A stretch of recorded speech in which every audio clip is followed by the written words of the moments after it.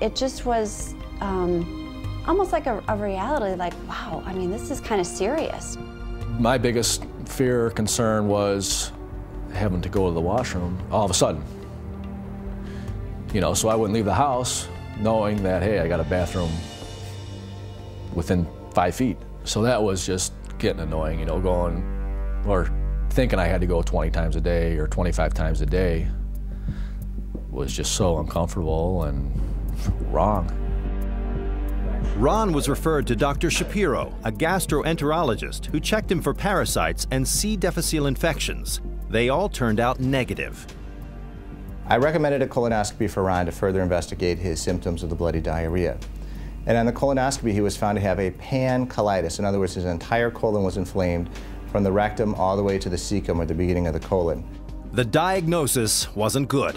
The inflammation was caused by ulcerative colitis, an extremely painful condition that affects the rectum and large bowel.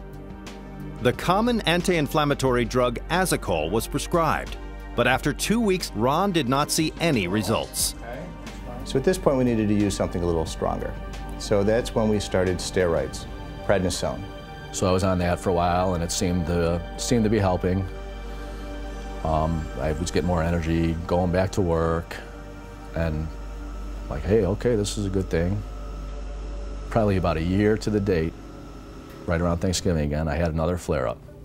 The diarrhea recurred, the bleeding, the crampy abdominal pain, and he was having diarrhea about 20 times per day. He was not able to eat a lot, so he just kept losing weight and finally got dehydrated, and we went back to the doctor and they said he had to be admitted.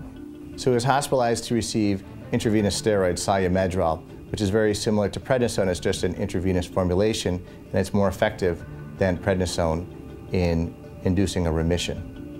Dr. Shapiro had done everything he could for Ron.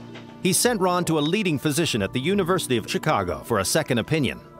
So they did a procedure right then and there, you know, didn't knock me out or anything like that, so it was very uncomfortable and uncalled for. He felt like he was like a test subject, or like a, you know, like a science project. And I said to the doc, what's the problem? He said, well, it looks like his colon is inflamed in the front and the back, but in the middle is fine. And he said to up the medicine. I really came unglued, because that just upset me, that that's all you can do is double medication.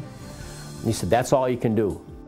Disappointed with the lack of definitive answers from even a leading specialist, Ron continued with Dr. Shapiro's protocol, and for the next 2.5 years, his condition stabilized. The improvement, though, was only temporary. I lost probably 25, 30 pounds again. He started to develop the diarrhea again, and the diarrhea came back pretty fierce. Put me back in the hospital a couple days, dehydrated, and then did all the tests they can, or again, you know, blood work and what have you. They were like, you might be borderline of having surgery. Well, I was floored when they told me that.